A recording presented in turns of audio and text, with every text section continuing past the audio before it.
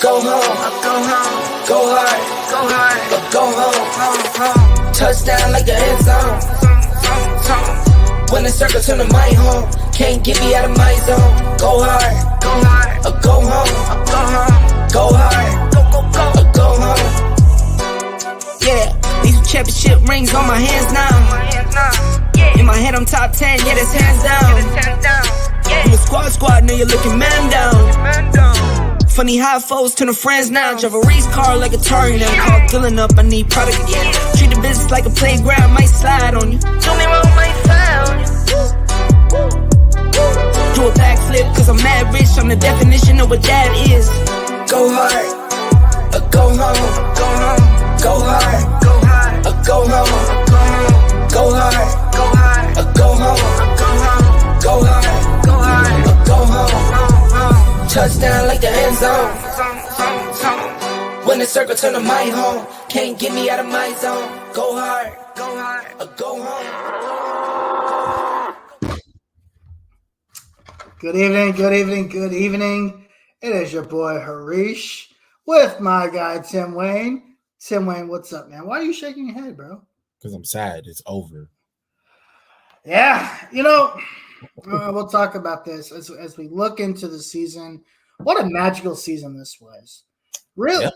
This season was true. This is the type of season Texas fans have been yearning for years. And although it ends in disappointment, look, I feel like we are a year ahead of schedule. I think recruiting's going really well. Yeah. The play on the field is going really well. But the thing that we talked about we didn't talk about this with everyone else because we didn't exist last year. But the one thing you and I talked about last year is right. Texas had an opportunity to exceed expectations, and they missed the opportunity again, right? What do I mean by that? So let's take last year, for example. You and I probably had them going 8-5, but they had multitude of opportunities to go 9-3. 10-2, maybe get into the Big 12 championship game. And there's just those games that they just fell short in. The Oklahoma State, for example, the Oklahoma State game they fell short in. The Texas Tech game where where Bijan drops the fumble in the overtime.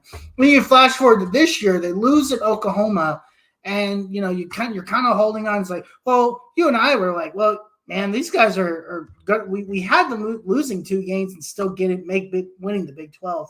Absolutely. They end up going 11-1. Right. Getting to the college football playoff and basically having a chance to win it up until the last play of the game. Like, that's not something that we expected to happen, but it happened. So we'll have an opportunity to break all that down. By the way, Happy New Year, everyone. Welcome to 2024. made it to another new year. Only 4 days in. We've got a lot to talk about. But before we get started, as always, we've got to give a shout out to our guys, fanbattlesports.com. Find the latest and greatest from the AFC South, including the Colts, the Titans, the Texans, and the Jaguars. Hey, they're real quick. There's a key matchup in the AFC South this week. Yeah, Texans versus Colts. Texans, Colts.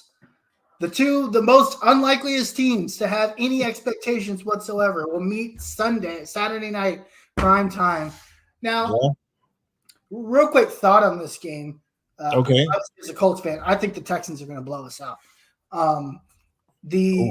But the interesting thing about this game is this game, all of a sudden, if Jacksonville loses on Sunday to the Titans, which is very possible, this game is for the division. So this is a and then all of a sudden you're talking about a home playoff game. So you Texans fans out there, there you go. I didn't get a chance to jump on the Horseshoe Show last night because I forgot it was Tuesday. And 2 nights ago. Wednesday. I forgot it was Wednesday. I forgot on Tuesday night I didn't jump on because I forgot it was Tuesday. Me and the wife had to go take some stuff for the house, and I just lost track of time. So I have the Texans winning that game, probably something along the lines of like 24-10. But anyway, okay, we're not talking about the Texans. We're not talking about the May-Week Titans. We're here to talk about Texas. Fanbattlesports.com. Also, if you're interested in starting your own podcast, hit us up. Contact at fanbattlesports.com. Just go to the website, hit the contact button, put in your information, let us know what you want to start up. We'll help you get started. The graphics, the streaming services, the socials, we set up everything for you. We're trying to make this easy to pop up for as many as for you folks there. So fanbattlesports.com. Thanks to those guys. Of course, following us on Twitter. Guys, the engagement on Twitter has been nothing but spectacular. For anybody, and Tim is the graphics guy. He does all the cool stuff, the little flashes, the blings. I'm the guy that talks the most. Whoa. I like to be on the Twitter account. It's just that you go so hard. I just go. My thoughts and tweets get lost in the function. That's the thing. I know for a fact that I could throw a tweet out there and it's going to get ate up by the sheer mass volume of tweets and replies that you make throughout the Twitter channel. So that's fine. No, it's not fun because I'll be wanting to say stuff too. Say stuff, man. Maybe we need to have a time where I don't get to say anything. A 3-hour block of time every day where I just don't get on the account. Because I just throw my thoughts out there. Everything Texas. Yeah. So, but yeah, follow us on Twitter, LH Fan Battle. Guys, we've got some really cool guests set up for the offseason already. Tim and I are going to be talking through this at the end of the show, kind of set everybody up. We've got some really cool guests for you guys over the next 6 to 8 weeks. This is going to be probably a couple months. This is going to be pretty fun. Gonna have a good time. The guests that you have targeted, I never thought we would get them. And for you to just be out here just shooting your shot, talking to people, sliding in DMs, whatever the case may be, man, it's to get the response is like super crazy. It's just about shooting your shot, right? Just like you shoot your shot at some girls' DMs, bro. You just shoot your shot. Whatever happens, happens. Right. Yeah. What's the worst they can say is no, right? What's the worst that could happen? They don't respond. Okay, we'll try again in a couple weeks, I guess. Whatever. But next week's the one you listen, I'm gonna throw a hint out there. If you are an NCAA football fan, you want to pay attention next week. This is gonna be good. We've got a good one. This is gonna be big. Yeah. So we will put out a calendar once we get everything finalized. I'll try to get it out. Today's Thursday. I'll probably get it out by Saturday. That's the goal. Need to work with the guys there at the network, and we'll get that all set up. But follow us on Twitter at Longhorn Fan Battle. And, of course, follow us on YouTube for all the latest and greatest. weekly shows. We'll have guests throughout the offseason. We're going to try to do some different things this offseason. We've got basketball season around the corner. We don't stop at football. We are all Longhorns all the time. Anything that's happening on the full all year long. We are 365-day Twitter channel, YouTube channel. We will be here every Thursday, 8:30, talking about something. Right. All right, Tim. Let's deep dive into it. Let's talk about the game. So Texas obviously loses 37-31 to Washington. Give me your thoughts just overall on the game. Sloppy. Okay. If I can give it one word, it's sloppy. Did it remind you a lot about the OU game? It reminded me more of the TCU game last year. Okay. Okay, that's interesting. The reason why I say that is because there was opportunities for Texas to take leads. There was opportunity for Texas to just put the ball in the end zone. Obviously, it's really difficult when you have penalties, a ton of penalties. Your corners didn't have the greatest game. Your quarterback the opposing quarterback just so happens to be on fire. You make them one-dimensional, right? But even though when you make them one-dimensional, they're still able to punish you, and that's exactly what happened. And I mentioned that last week, is that like even if Byron Murphy and Sweat are able to get the pressures, not necessarily the sacks, but just getting the pressures up, they could still do something. And from what we understand, they had over 20 pressures from the quarterback. In a pressure, so if you guys are not familiar, is basically when you move the quarterback off his mark, right? Whether he has to make an adjustment, step up in the pocket, drop back a little further in the pocket, whatever the case may be. There was 20 of those, right? So a good fraction of Michael Penix's attempts were pressures.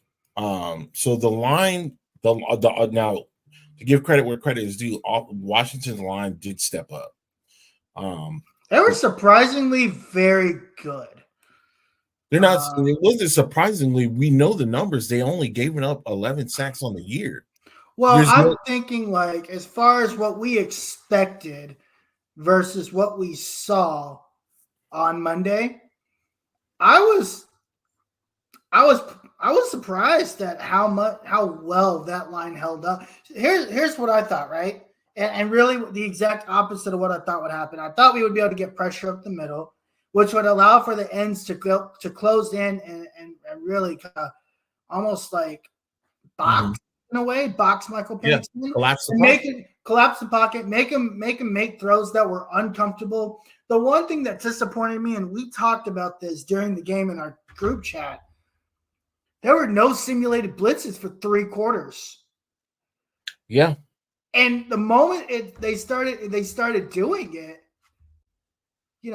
Michael Penix throws it away on that 3rd and 10, right? Where he's looking down the field. I think a linebacker comes down. If I'm not mistaken, maybe it was Anthony Hill comes down, and he's forced to throw the ball out of bounds. Right.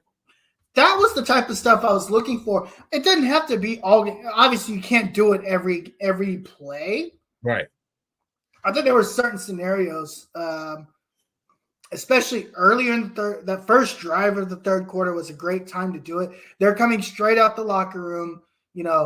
It's almost it was a 0-0 game. Yeah. As poorly as they'd played, it would have been a great time to say, okay, we have an opportunity to turn the game on its head. Right. And do something here. And I just don't think that happened. This is probably the worst coach game I've seen PK have as a defensive coordinator at Texas. I think PK got to go. I don't disagree, and I don't think But then I'm also looking at it. Here's the thing. You go back and you watch the film. The guys were there for most of those plays. I mean, the coverage wasn't bad. It's just like little things. It's the details that really bug me about this secondary. Mm-hmm. And you talk about development of the secondary. And I was listening to Alex Dunlap. Shout out to him, Orange Bloods Live. Listening to rosterwatch.com, by the way. I was listening to him earlier, like maybe Tuesday. And he mentioned something. He's like, maybe it's not that these guys aren't developing. It's this that's just as good as they are, and they just don't have the talent. And it made you think. It's like Sark. You and I talked about this just 2 or 3 weeks ago. National Signing Day 1, and Sark mentioned it in his press conference. He says, "I want to be more aggressive at the point of attack." Right. And I made a point to make sure we could do that with the class that I signed this year. Right. He had 6 defensive backs in one draft or one class. That was just the recruiting class. He also, since then, has gotten Andrew Makuba right in the transfer portal, and they're still looking at one other guy, if I'm not mistaken. So I think Sark knew this, and he knew this is a weakness of the defense. Ryan Watts got cooked. He got decimated. But even looking at some of the Ryan Watts stuff, right? I think to me it's the small details. They were there for some of those throws. If they just turn their darn heads around and look for the ball, you have opportunities to contest them, take them down. Some of those balls were right in 50-50 balls. So what happened to Ryan Watts playing safety? What happened to that? I just don't think they had the ability. I don't know. I mean, I don't know if it's something that it's something I'd heard. I don't know why they didn't do it. It's something I also am hearing heading into next season. But then now I'm at a point with Ryan Watts with this. Now we've got a lot of talent coming in. Where does he fit in? Because Xavier Filsaime and Andrew Makuba, I think, are going to take up our safety spots. Yeah. I'm really concerned. I'm really, and then you look at Jaron. Was it Jaron Thompson? Not Jaron Thompson. The guy that played the slot. Not Jaron Thompson. Who am I thinking of? Shoot, what's his name? Jahdae Barron. Jahdae really. McMillan doesn't do much in this game. Jahdae Barron actually locks him down pretty well. Jahdae was all over the field that game. He had to almost. He was the shining spot in the secondary. He played really well. He really played well. He was the shining spot in the secondary. Yeah. I just don't understand why. Were they scared to man up? Like they were so. Again, you go back and you watch some of these plays. They're so far off the receivers. It's like, what the hell is going on? I think it goes back. Looking back at it now, I think PK knew that these guys couldn't cover. So also, I mean, if you look at what they did, how they attacked them, they did just like Houston did. Yeah. Well, they just went deep. Yeah.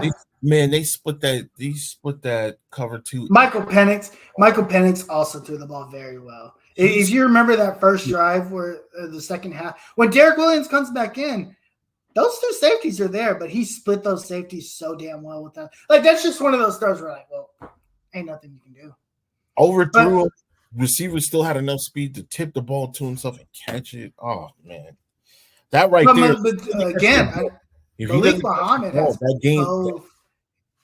Malik Muhammad has both hands on almost. He almost picked that ball off. It tipped off of his hands up into the air, and Polk was able to go get it. Like, I mean, there are some of those plays where it's just like, what else can I do? But then for the most part, the very first play of the game where he splits the safety in the corner, I think is that Watts that gets beat, the corner that gets beat, and then the safety has to come down and he's too late. There's just a lot of weird communication. There's a lot of poor angles too. Let's not just pour on Watts either. There was a lot of, from a secondary perspective, there was a lot of poor angles taken. It wasn't that they weren't hitting, because they were hitting, but they weren't tackling.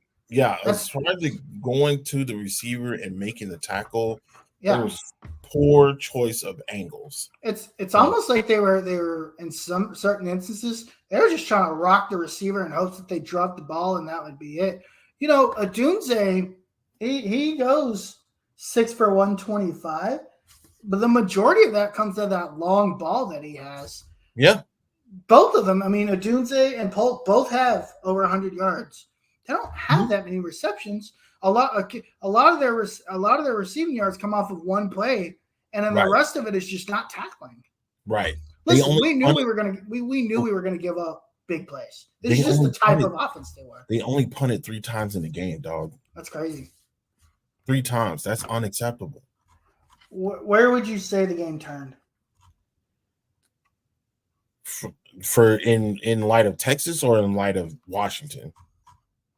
In light of Texas was down basically the whole game. That was the other part I wanted to talk about. Texas did nothing but try to play catch up the entire game. Yeah. You know, they were down 7-0.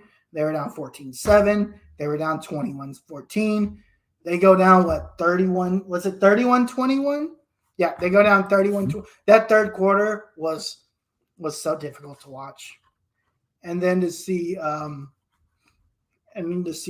Quinn just kind of sit on the sideline. I think partially part of that. I think Quinn was actually concussed. A lot of people say that. He did take a nasty hit. Yeah. His head hit the back of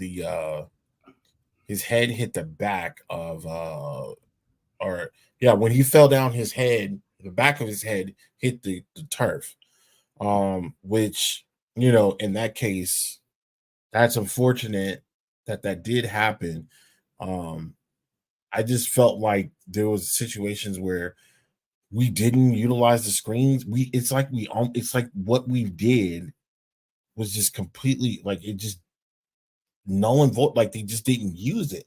They didn't utilize. We ran no screens all game. No screens. You know, Jatavian Sanders usually gets a tight end screen. We know Xavier Worthy gets to get him going and to get Quinn going.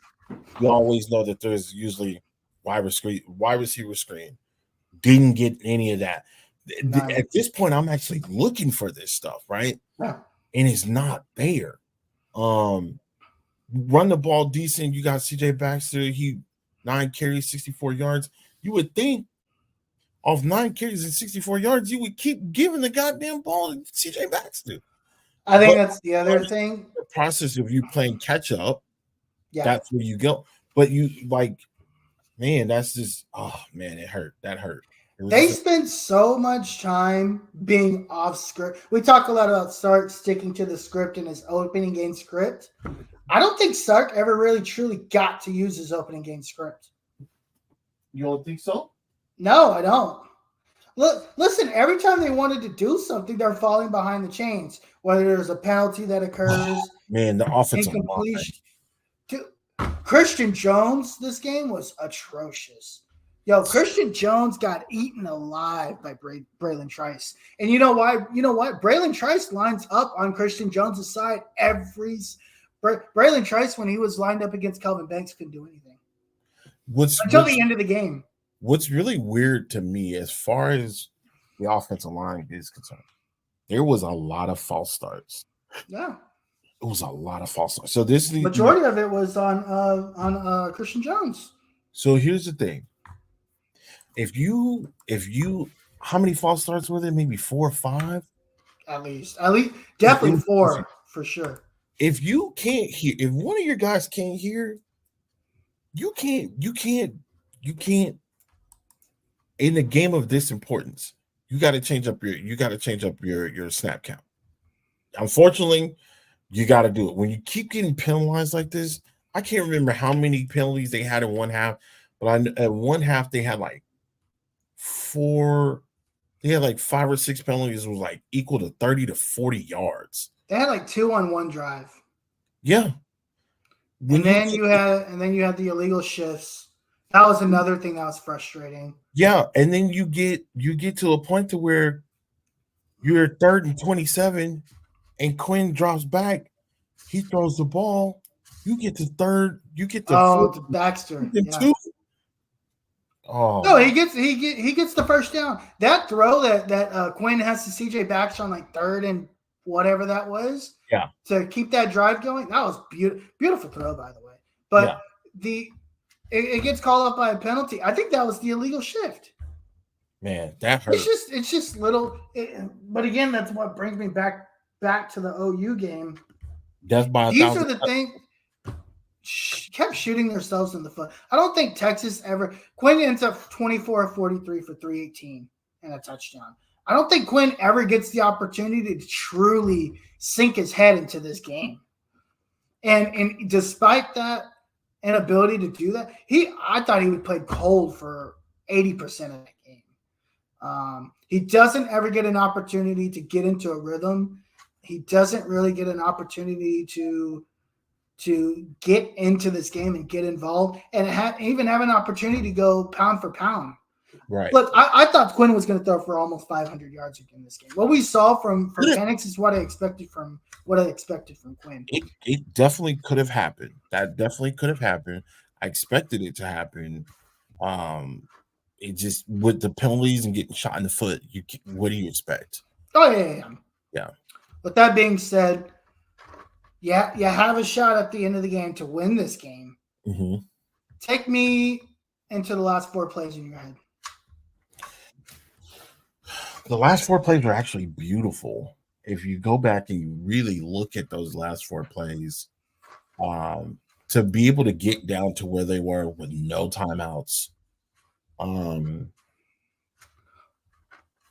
that was very, very impressive. What I would have liked to see is I would have liked to see a little bit more love for Jatavian Sanders on that. That last play,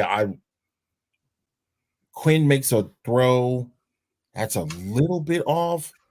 It is kind of questionable from a defensive standpoint with Washington because they definitely had his hand wrapped around A.D. Mitchell's helmet. Yeah. So I get it. You don't want a game to end like that, and you want to let them play, but at the same time, it's just like when I go and look at that play, I'm like, that was a catchable ball, and had that defender not been draped over A.D. Mitchell, that's a catch that he normally makes. I disagree. I don't think you make that call in that situation. I think the only time they make that call is if his hand was around his. Let's just be honest, it was around his neck, right? Right. Unless he turns the helmet, he makes obvious contact that prevents him from catching the ball. I mean, he has his knee in his back. If you look at the other, Mm-hmm. I think the refs make the right call by not calling it because at that point it's a matter of you don't want to be the guy that allows. Because here's the thing: if they make that call, Texas gets on the 1 yard line. They're winning that game. Washington is not stopping them on that run. But I mean that's neither here nor there. I agree with the no call. I agree. Here, this is the thing that I noticed that I think we'll see in Quinn's development next year. And listen, before people go bashing Quinn, this dude did everything that he could, and he wasn't given much. His offensive line doesn't help him all game. The defense doesn't help him, especially when in the third quarter, they're just getting toasted. Quinn sits for almost I think the offense runs 5 plays total in the third quarter. Obviously the first drive after Washington comes out and scores, they're moving the ball. Boom, CJ Baxter. That CJ Baxter fumble was the last play they run that third quarter. Right. And they don't get the ball back until the very end. That probably would have put Texas up. I really think they do score on that. They tie the game again and it becomes 28-28. Right. And then defense. I think the one thing that doesn't get talked about is the drive right before halftime, before Washington scores, where they get them out 3 and out. You realize third down.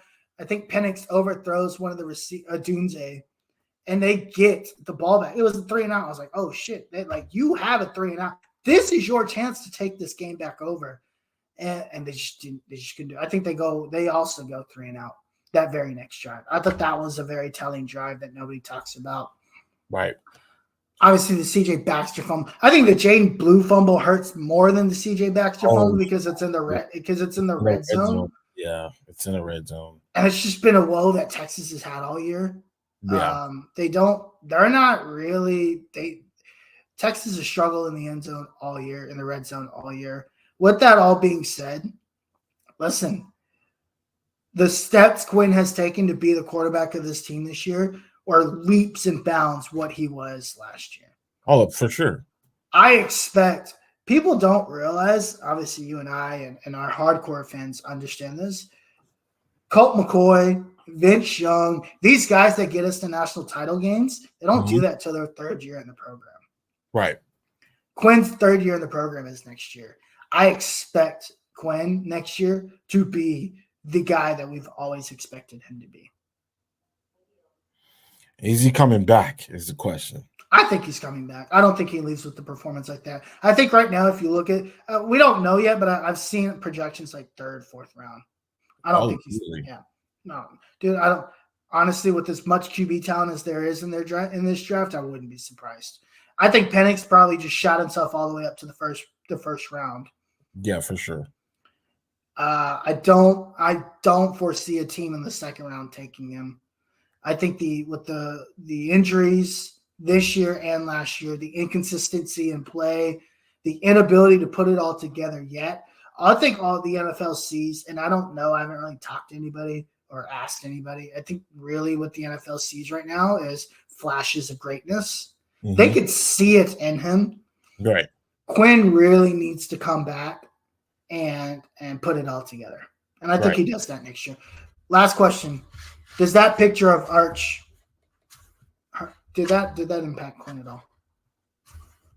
The cockamamie media crap that they put out there of Arch being all covered and Quinn sitting there at the mic. I think it's like the day before the game or a couple of days before. Oh, it's the Saturday before. It'll piss me off. Absolutely. It'll piss him off. If he's really the guy that we think he is, that would piss him off.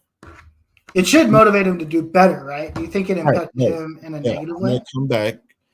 I'm going to smoke everybody on this schedule, or I'm gonna try to smoke everybody on this schedule, and we're gonna see what it really is when I come back.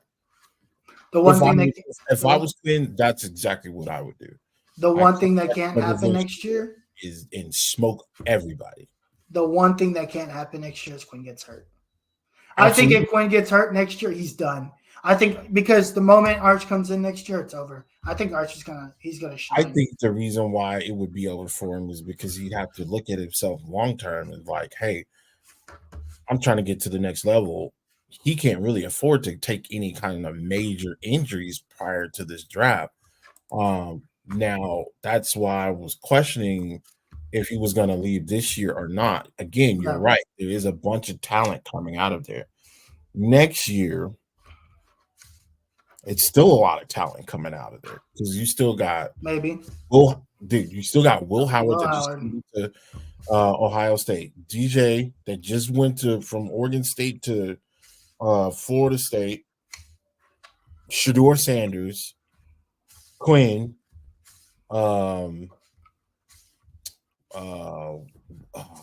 I can't remember his name. Is Carson Beck going to be eligible next year? Just transferred to Syracuse. The quarterback from Ohio State that just transferred to Syracuse. Oh, shit. Yeah, I know who you're talking about. Kyle McCord. Right. So it's a ton. And Kyle McCord is not terrible. He just didn't fit in Ohio State's. He wants to throw the ball. They don't really throw the ball like that. So, like, come on, dog. So that's why it was the oddest thing when I heard that Marvin Harrison Jr. was going there. I think it really went there because CJ Stroud was there at the time. Absolutely, he went there, but that was one of the hottest quarterbacks in it was Bryce and CJ Stroud. Yeah, that was it. Yep. Yeah, like Penix was at Washington, but prior to that he was at Indiana. Like Marvin Harrison not going to Indiana. You know what I mean? Michael Penix and Indy. The trend. Let's talk about Michael Penix real quick. The trend I've never seen, and maybe there's just nobody I can think of right now, a quarterback career of that trajectory end that way.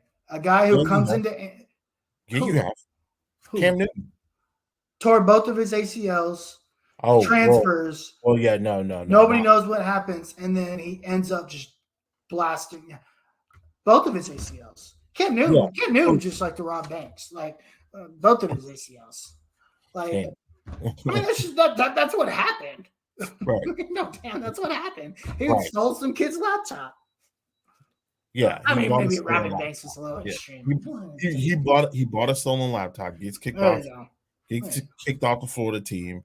Goes to Blinn College. Yep. There's a secret bidding war for him under between Mississippi State and Auburn. Yep. He chooses Auburn. He wins the national championship and he wins the Heisman. Isn't there a 30 for 30 on Cam Newton? It's a 30 for 30 on Auburn. Oh, Auburn. Okay. Right. So, but if you look at the scope of Michael Penix's career, that's a crazy story. Comes to Indiana, lights it up. Remember with Fogley? Anyway, he lights it up his first year starting for them. He tears his ACL the next year. Tears his ACL in year 3. Yeah. Transfers in year 4, which was last year. Comes to Washington, balls out, was really good. Yeah. And then just all of a sudden comes in, gets the national championship game, and just completely listen. Michael Penix, I'm just gonna say he dog walked our defense. Like he absolutely plastered us. And he was really good. So kudos to him. Good luck to them. Any final thoughts on the Sugar Bowl before we move on? No, the one hope is that we can get back there. Again, get back into the college football playoff. Again, we'll have more of an opportunity next year. I think we'll be one of those top teams at the end of the year to get in there. Especially with the way things are going, like especially with a lot of these SEC schools, we got people jumping in the portal last minute. Ole Miss looks like a team that they're going to be reckoned with until they just lost their best player, which is their running back. That was weird. Yeah, that was very weird. It's all types of stuff. You got offensive linemen transferring out from Alabama, going to Ohio State, all types of weird stuff going on. So teams ghosting, offensive linemen ghosting their schools. right. It's been pretty crazy. I think as long as Texas is able to rein it in with their recruits, rein it in with the players, get basically refocused. I think they will be in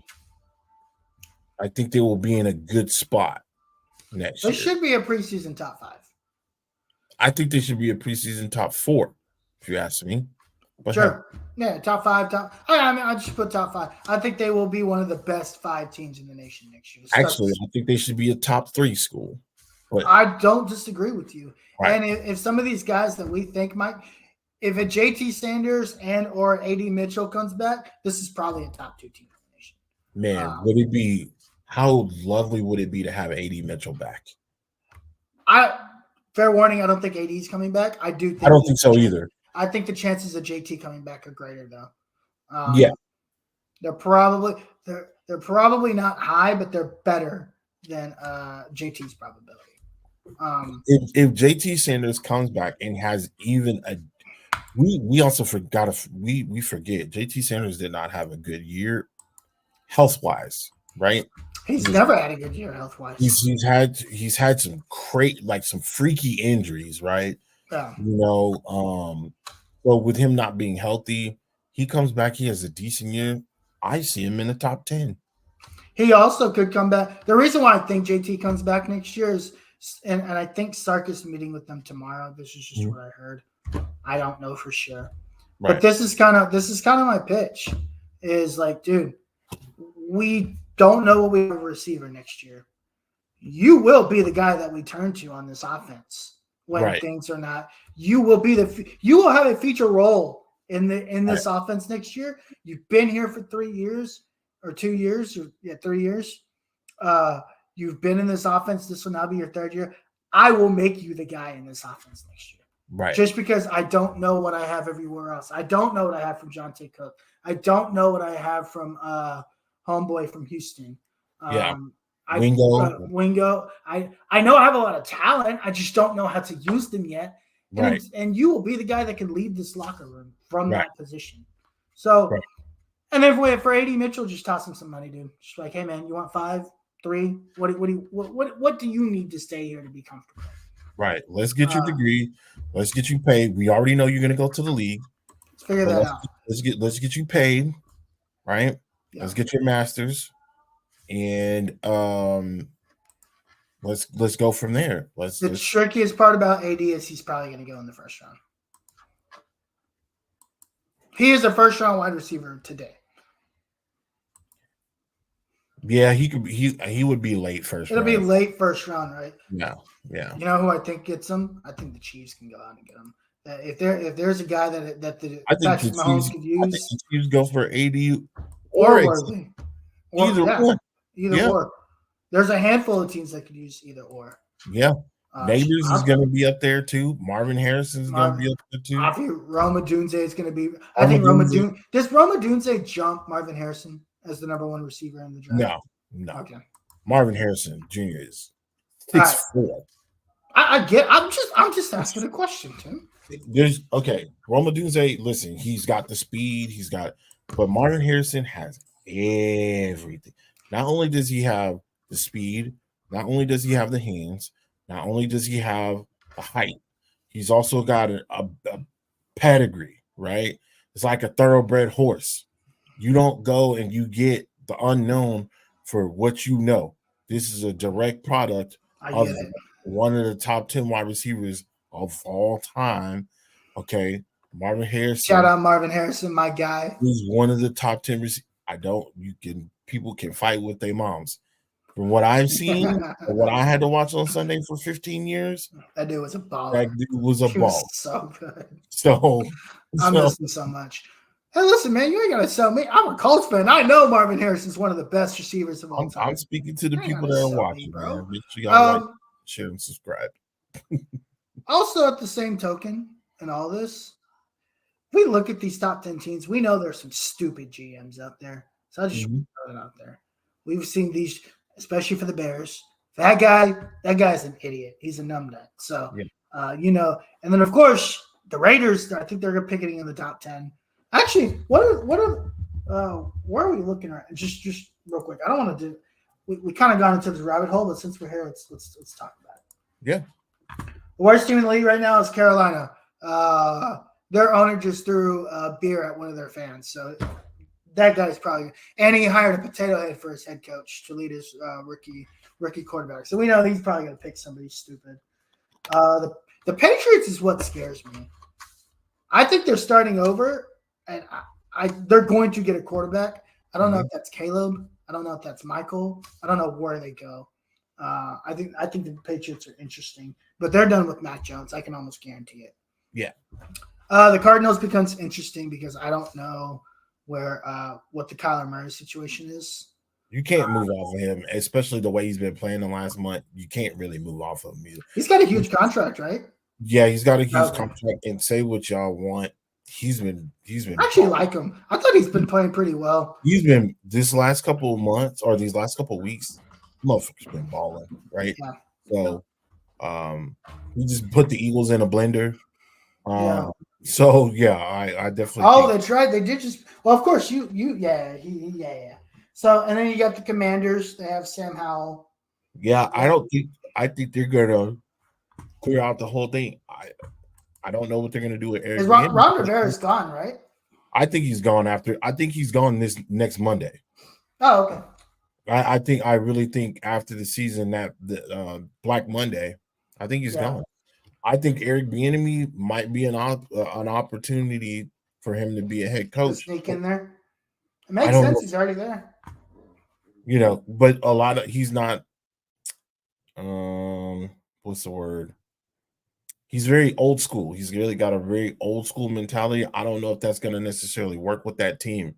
Ron Rivera is the same way. It's not working. Yeah. So we don't necessarily know, but I hope he gets an opportunity for sure.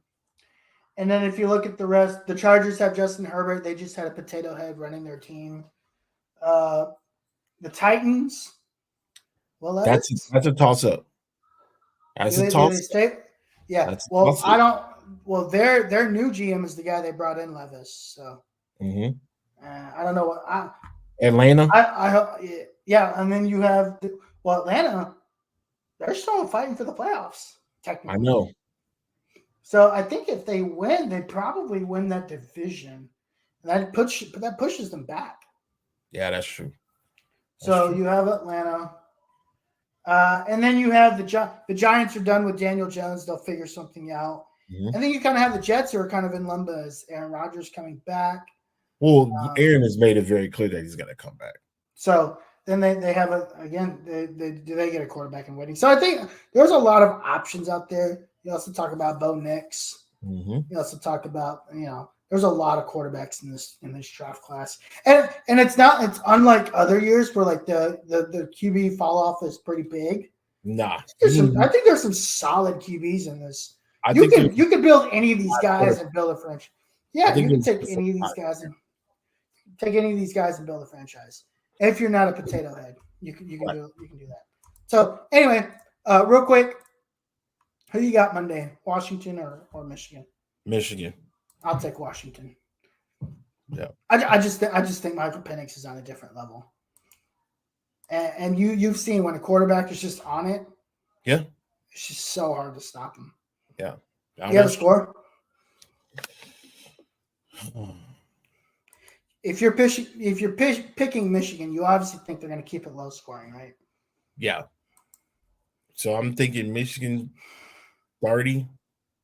No, I'm thinking Michigan. I'm gonna go with the same score that I went last week, which was very close.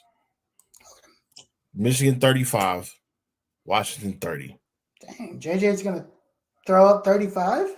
I don't think it's about throwing. I think it's about running. Yeah. Hey, and they're not going to stop running because that's basically their identity. Right. We can see Washington can't stop the run. Right. No, that's good. I'm gonna take Washington 35, Michigan 17. Ooh. Okay. I just think Michael Penix is just too good. Right. And I know Michigan has a lot of good corners. I just think Washington's going to be able to. They just have too many weapons. Right. That's true. Just one of those teams that were put together. All right. Talk quickly about the players entering the draft. So we've got Byron Murphy. Yep. Xavier Worthy. Yep. Jordan Whittington obviously graduates. Right. He's entering the draft. T'Vondre Sweat. Yep. I think those are the four that we know of so far. Those are the four major ones. Those are four major ones. As we look back at where these guys were, and this is the last Tom Herman class, if I'm not mistaken. Mm-hmm. These are the last pieces. How would you? By the way, did you see the shade that Xavier Worthy threw at Texas fans? Yeah. What do you think about that? He was hurt. Did we forget? Like, did we forget that for almost a season and a half, a lot of fans did not like Xavier Worthy. No, they didn't. They gave up on him. And he stayed. There was an opportunity for him to go to USC. That was a thing. Yep. That was a real thing. I don't necessarily know. I think he thought about it. I don't think he dwelled on it too much. I think he actually wanted to stay here. I think he knew what he had. And I think that he came back, because he knew that they could right the ship, and so in that letter, he did address, it. He mentions fans, people that didn't like him and true fans. He thanked them. So It was a, I would say, I wouldn't even say it was a jab. I just think it was just him recognizing, like, hey, like, I know that a lot of y'all did not like me. It goes to show how volatile this fan base is. I always describe this fan base as volatile. Yeah. Because it's Yeah. exactly what it is, right? Any blue blood fan base or any blue blood school is going to have a volatile fan base. That's fair. Alabama, Georgia, Florida, Michigan, Ohio State, USC, Oklahoma, Texas, Nebraska. Yeah. Those are just Auburn. You know, you throw Auburn in there, LSU. When you think of those, when I think of that group of individual teams, I look at those. I think about the Rabbit fan bases that they have. Yeah, like Paul Feinbaum made millions of dollars just talking to SEC fans. That's true. So like, That's very true. Yeah, when you have a fan base that hardcore, and Texas being one of them, yeah, it's gonna be one thing that we're going to absolutely hate, and that's next year going in there, especially if Quinn is still here. If Quinn is still here, we're gonna miss not having Xavier Worthy on that outside, because we know at a point in time it could go off. It's just if and when. Yeah. The if and when type of situation. So, yeah, I hate to see him go, but I understand it. You got to strike while the iron's hot. I definitely think they can all come back. I wish they would all come back. I also think, you know, not having Jordan Whittington, that's gonna be a major. So Jordan Whittington's the one that I don't think fans realize. I think actually Jordan Whittington's probably the odd man out because everybody loves that guy. Right. How could you not? The dude's talk about sticking around through thick and thin, the worst and the best. Bro, this guy came in injured. He came in injured because he injured himself in the state championship game for Cuero. I remember because my father-in-law goes to that game. He's like, bro, this guy that just committed to Texas, that dude is a monster. He's a beast. Right. I was like, yeah, I saw the game. That was pretty crazy. He had like 6 touchdowns that game. Yeah. And he comes to Texas. He puts on weight because that's what Tom Herman wants him to do. Right. Injures himself. Comes all the way back. Injures himself again because that's what Tom Herman wants him to do. Continues to put on weight. Sark comes in and finally gets him back down to where he needs to be. And the dude just took off. These last 2 seasons of Jordan Whittington have been magical. It's almost like COVID gave him the second chance that we didn't think. Gave him a second opportunity, yeah. Yeah, it really revitalized his career.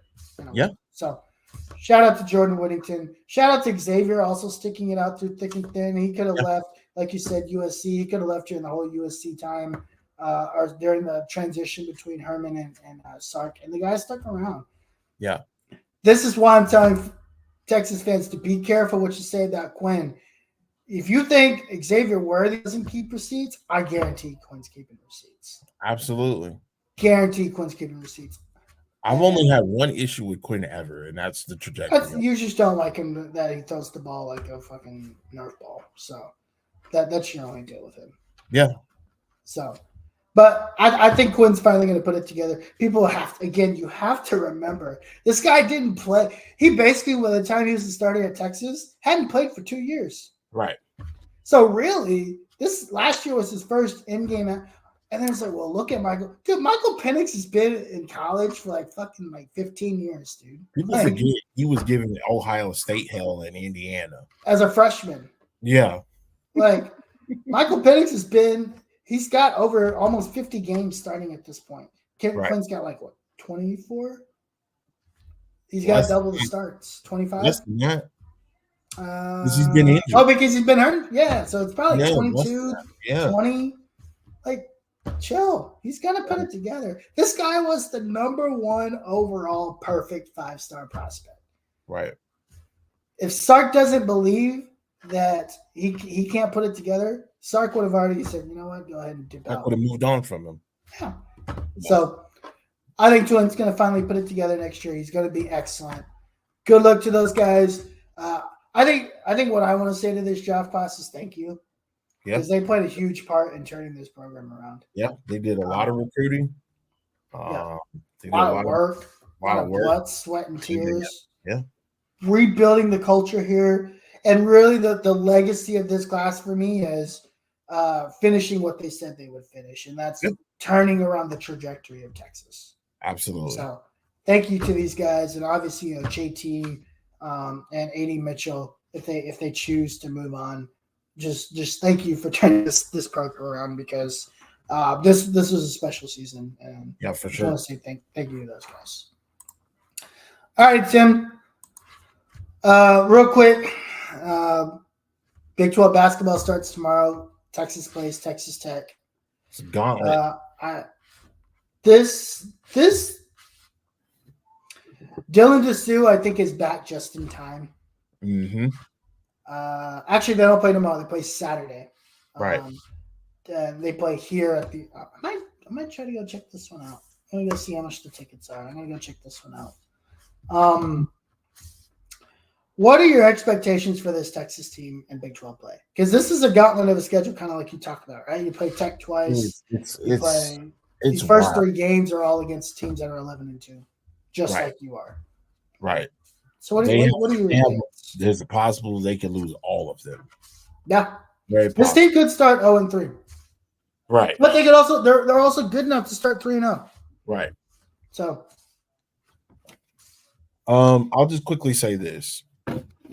With the recruits that have been brought in and the transfers from the transfer portal, I expect them to be formidable with everything. Again, I haven't really watched all of their games. I've watched maybe 5 of the 12 games. We know that they have the length and we know that they have the defense. It's just something about that offense that has always been very streaky. And so I'm just trying to see exactly what they're planning on doing as far as finding their identity, because you don't really find your identity until you really, really get to the nitty-gritty of your schedule. You kind of get a base idea with the out-of-conference schedule. And we know what they did to a lot of these teams in the out-of-conference schedule. They, dog walked a lot of them. They lost the only 2 ranked games they played, and neither of them were really close, right? Right. But right. That's what injuries. I think Dylan DeSue is the key to all this. Right. I think the one thing that becomes a challenge for me, and the one thing I'm curious about, is guard play. Right. Max Abrams is a baller. That dude's really good. Very good. I don't know if he's a true point guard though. He's not the Max Coleman type of point guard that we have. He definitely plays like a 2. Yes. He's like a shooter, right? Yeah, he definitely plays like a shooting guard, which again, I think that is why he was recruited, is because he can shoot, right? He can put which is what we've been missing. Yeah. Right. So it's like trying to fill this hole. We've got all these other great pieces in line. We've got the length, we've got the height, got the defensive presence down below. We need somebody we need two players that can really take hold of the team and get some offensive firepower in there. So I just know that Big 12 that shit is gonna be rough. Yeah. It is not gonna be easy. No. Baylor is not gonna be easy. U of H is not gonna be easy.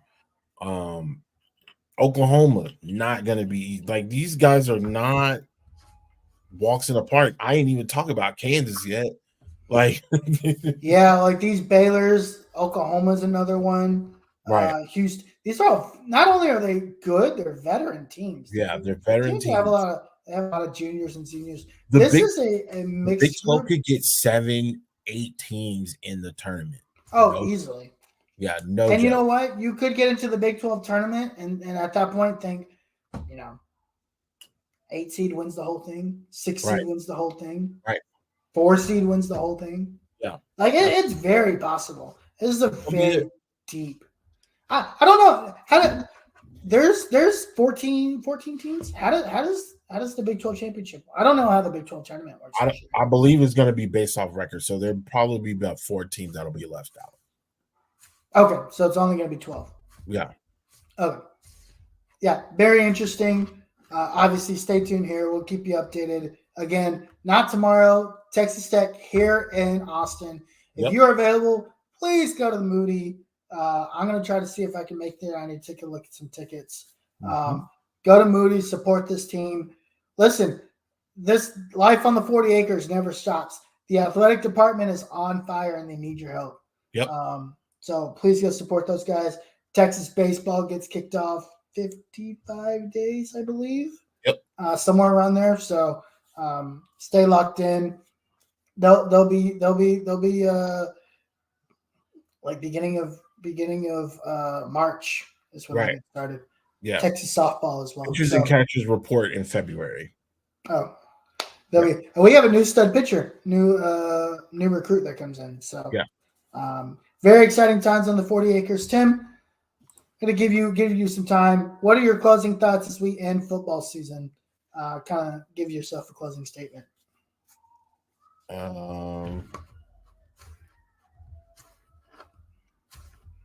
If I could say anything, I will say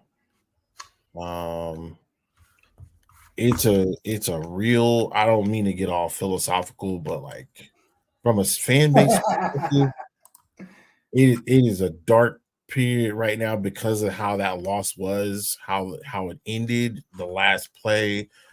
But I would rather have it that way than to get blown out. So there's that. Also, we really need to look to the light because it's a lot coming in, dog. It is a lot of talent coming in, and I think the future is bright. And with that being said, like we can't get too down on the loss. Again, there are going to be some players in there that are going to be motivated next year. There's already guys, especially receivers, coming in. I believe it was Wingo.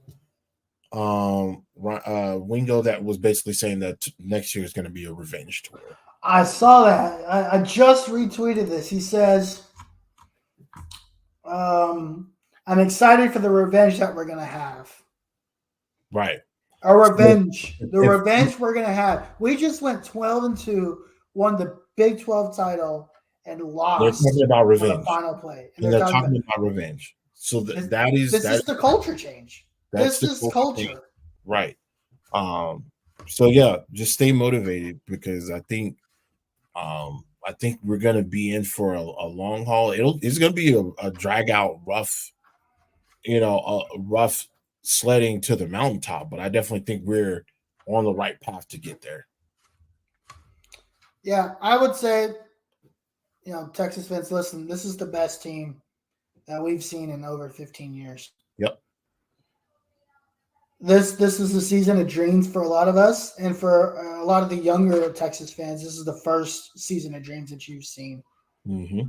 I think Steve Sarkisian set us up for not just immediate success, but he set us up for long-term success. Absolutely. Not only on the field, but in recruiting, off the field, NIL. And look, I think Steve Sarkisian is going to win a national title in the next 3 to 5 years, if not sooner. Yeah. But we've got to stay patient. I get that this is a fan base that wants instant gratitude, mm-hmm. and we've got to understand next year is really another year of transition as far as what's happening in the football world. Right. They're not just Texas moving into the SEC, a bunch of teams changing a bunch of conferences. Right.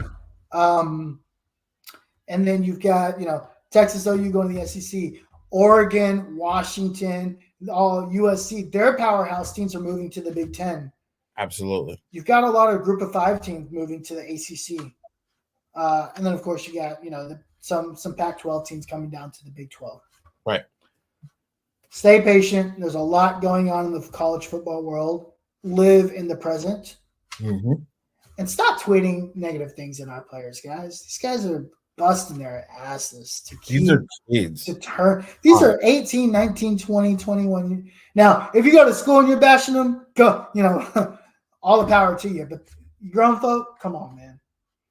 I mean, it is. They are fans. Fan is short for fanatic. I get it. I get it. Let's not. I'm all for talking shit, but I'm not for threatening players' lives and stuff like that. That's lame. Don't do that. I've seen. Or telling players to leave because if they want to leave because of NIL, don't hold it over our head. Right. Just saying, hey, listen, I'm not here to call people out. We're content creators just like everybody else. We're much smaller than a lot of folks, and we get that. But just if you don't want to be put on blast, now these players will put you on blast. If you don't want to be on blast, then just mind your words. And if you do want to get put on blast, get ready for the smoke because it's coming. Absolutely. By the way, I took a lot of smoke from Washington folks, and they actually took it pretty well. It only lasted a couple hours. It wasn't too bad. Yeah, I saw it. I did a good job. But hey, until then, again, my name's Harish. This is my boy Tim Wayne. Yes, sir. Yeah. Peace. Joe Gabriel. Go home. Touchdown like the end zone.